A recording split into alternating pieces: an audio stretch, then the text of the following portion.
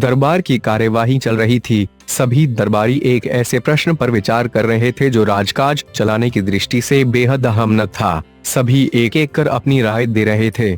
बादशाह दरबार में बैठे यह महसूस कर रहे थे कि सबकी राय अलग है। उन्हें आश्चर्य हुआ कि सभी एक जैसे क्यों नहीं सोचते।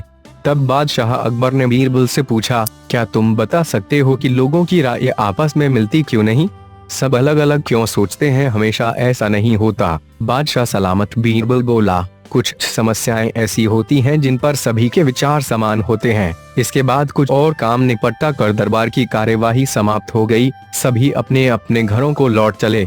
उसी शाम जब बीरबल और बादशाह अकबर बाग में टहल रहे थे तो बादशाह ने फिर वही राग छेड़ दिया और बीरबल से बहस करने लगे। तब बीरबल बाग के ही एक कोने की ओर उंगली से संकेत करता हुआ बोला, वहाँ उस पेड़ के निकट एक कुआं है, वहाँ चलिए। मैं कोशिश करता हूँ कि आपको समझा सकूं कि जब कोई समस्या जनता से जुड़ी हो तो सभी एक जैसा ही सोचते हैं।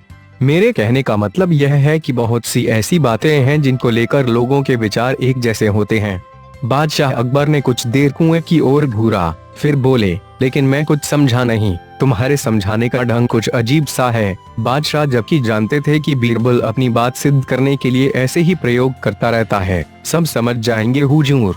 बीरबल बोला, आप शाही फरमान जारी कराएं कि नगर के हर घर से 1 लोटा दूध लाकर बाग में स्थित इस कुएं में डाला जाए। दिन पूर्णमासी का होगा। हमारा नगर बहुत बड़ा है। यदि हर घर से 1 लोटा दूध इस कुएं में पड़ेगा तो यहाँ दूध से भर जाएगा। बीरबल की यह बात सुन बादशाह अकबर ठहाका लगाकर हंस पड़े। फिर भी उन्होंने बीरबल के कहे अनुसार फरमान जारी कर दिया। शहर भर में मुनादी करवा दी गई कि आने वाली पूर्णमासी के दिन हर घर से 1 लोटा दूध लाकर शाही बाग के कुएं में डाला जाए। जो ऐसा नहीं करेगा उसे सजा मिलेगी। पूर्णमासी के दिन बाग के बाहर लोगों की कतार लग गई। इस बात का विशेष ध्यान रखा जा रहा था कि हर घर से कोई न कोई वहां जरूर आए। सभी के हाथों में भरे हुए पात्र, बर्तन दिखाई दे रहे थे।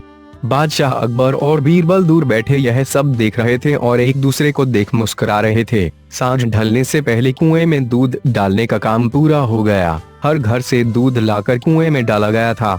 जब सभी वहां से चले गए तो बादशाह अकबर व बीरबल ने कुएं के निकट जाकर अंदर झांका। कुआं मुंडेर तक भरा हुआ था, लेकिन यहाँ देख बादशाह अकबर को बेहद हैरानी हुई कि कुएं में दूध नहीं, पानी भरा हुआ था। दूध का तो कहीं नामो निशान तक न था। हैरानी भरी निगाहों से बादशाह अकबर ने बीरबल की ओर देखते हुए पूछा, ऐसा क्यों हुआ? शाही फरमान तो कुएं में दूध डालने का जारी हुआ था। यह पानी कहाँ से आया? लोगों ने दूध क्यों नहीं डाला? बीरबल एक जोरदार ठहाका लगाता हुआ बोला, यही तो मैं सिद्ध करना चाहता था हुजूर। मैंने कहा था आपसे कि बहुत सी ऐसी बातें होती हैं जिस पर लोग एक जैसा सोचते हैं, और यह भी एक ऐसा ही मौका था। लोग कीमती दूध बर्बाद करने को तैयार न थे। वे जानते थे कि कुएं में दूध डालना व्यर्थ है, इससे उन्हें कुछ मिलने वाला नहीं था।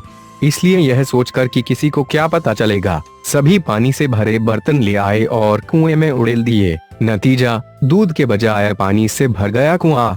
बीरबल की यह चतुराई देख बादशाह अकबर ने उसकी पीठ थपथपाई। बीरबल ने सिद्ध कर दिखाया था कि कभी कभी लोग एक जैसा भी सोचते हैं।